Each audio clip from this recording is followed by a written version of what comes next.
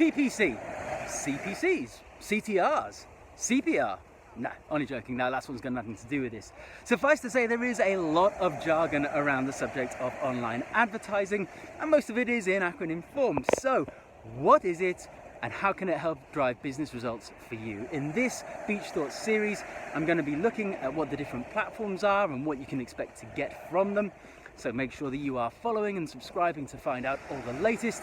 And of course, if you can't be bothered to wait for all the rest of the stuff, there is an article, a Bluffer's Guide, on the website. So make sure you check that out, www.noisymarketing.co.uk. Online advertising part 1, Google Ads. These historically come in two forms, paid search and display.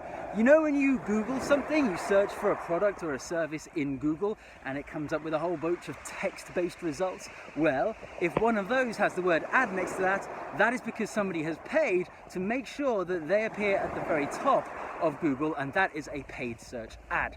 They are brilliant for conversions because, let's face it, if you're searching for your product or service, you're pretty likely to convert if you then end up on their website. They're not great at raising awareness because we cannot stimulate demand with paid search. What is good for raising awareness is display advertising. These are the banners you see on the sides of other people's websites. They are great for building awareness, not brilliant for conversions. They are all charged on a cost per click basis, so they are very cost effective. Online advertising part 2, social ads. Now, Facebook, Twitter, LinkedIn, YouTube, you can advertise on all of these platforms, and the great thing about them is you can target based on people's interests or demographic signals. This means B2B companies pay attention. You can even target by things like job title. So that's fantastic if you have a really clear idea of who your target audience is or want them to be, and have a very specific offer based on these interests and demographic signals. What's also great about social ads is the variety of formats you can use. So you can put videos in your ads, you can put lead forms in your ads, you can put dynamic product image galleries in your ads. There is a whole host you can do, but that does mean the way you are charged can differ. So it can be per click, per view, per impression, etc., etc. So you need to be really, really clear on what it is you are looking to achieve when you run your social media ads.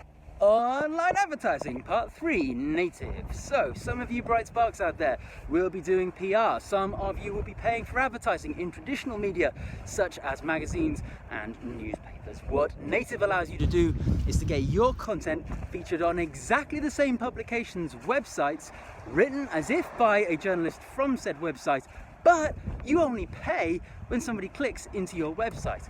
What does that mean? That means that you benefit from the perceived authority of PR, but with the natch there that you get guaranteed results. But it also means that there is more direct action because people are clicking on something before you actually pay for it.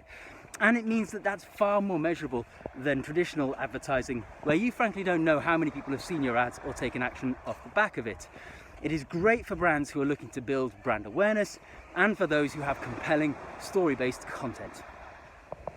Online advertising part 4, remarketing. Now, most online advertising is aimed at getting people into your website, but what happens if they then leave without converting?